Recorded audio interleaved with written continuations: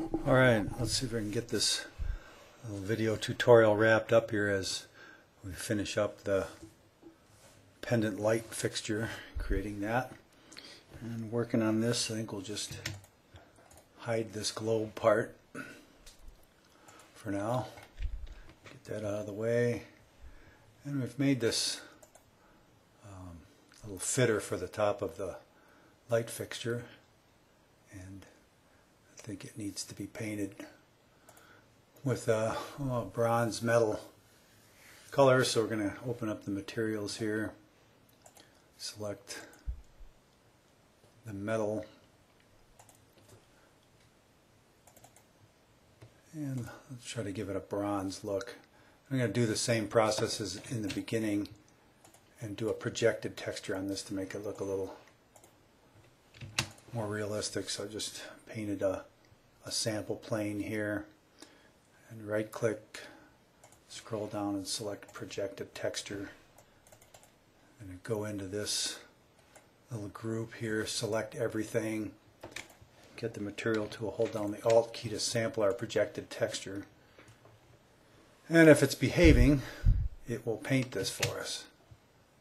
Seem to have a problem here, so we'll go back in, select everything here, grab the material, hold down Alt and sample our projected texture. There we go. Got a projected texture on our group now. Get rid of this little sample plane. Erase that. There's our little escutcheon. Now you could recreate a piece for the ceiling here, and but I think we'll just try to do this an easier way. I'm going to pull this up, let's say 12 inches, which will give us a bit of a pendant. It's a 3/8 rod for the pendant. Now I'm going to go back into this group and select everything on the bottom and copy that. As soon as the computer catches up here, I'll click out of that grouped component. I'm going to paste the little component we made, or the little fitter. Alright. And with that copied, the computer is running a little slow here tonight. What's the deal? Alright, finally got that.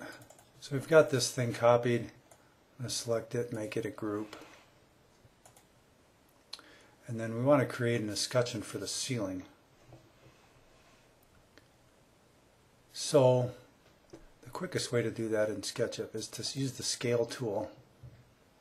I'm going to rotate around, grab this bottom middle handle, and then just drag this escutcheon back through itself. And if you watch the value control box, when it ends up at -1, then it's an exact reverse image. But for a ceiling escutcheon, we'll need this to be bigger. We're just going to stretch this thing out. So I'm going to grab a side handle, and then by holding down the control key, if you look down here in this bottom line, it says select a grip and move it to scale the objects. Control equals about center. So I'm holding the control key down and grabbing this middle handle, and I've just stretched this out. Looks like 1.5 times, and that'll work for a ceiling escutcheon. But now the hole is too big. The hole in the middle is bigger than what we started off with. So I'm going to click into this group and then select this middle geometry here. And I'll use the scale tool again, rotating around here. We got the whole cylinder. I'm going to grab that middle handle. It'll control about center. I just shrink this down. Looks like I grabbed the wrong handle because it created an oval, and I didn't want to do that. There we go. I'm going to grab that one. Okay, now I'm watching the value control box, and if we go 0.5, 0.5, Somehow I've moved that. All right, I'm going to try this one more time. Control, get the right handle. I'm going to go 0.5, comma 0.5, enter. Now I've shrunk the hole down so that it's more fitting to the size we need for this, for the tube we made for hanging this. So we can just grab this group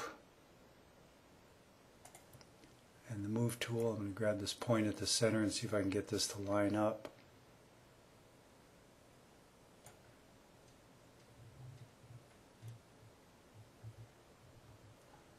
This might be a little tricky. We'll give it another shot here. I've rotated around, and we'll do it this way. If we click into the other group,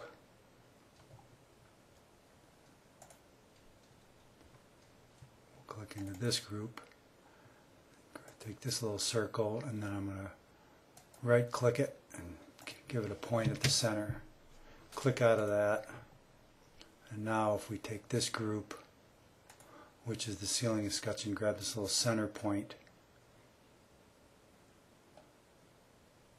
Should be a little easier to click and get those centers to line up. It didn't do it yet. I'm going to give this another shot here. Just see, I think that actually might work. A little tricky to get them to line up. Yeah, okay, there we go. So, with those steps, we've created a ceiling escutcheon for this light. And if we go and unhide the globe and go back and get rid of the hidden geometry, there you can see that we've got a pendant light fixture.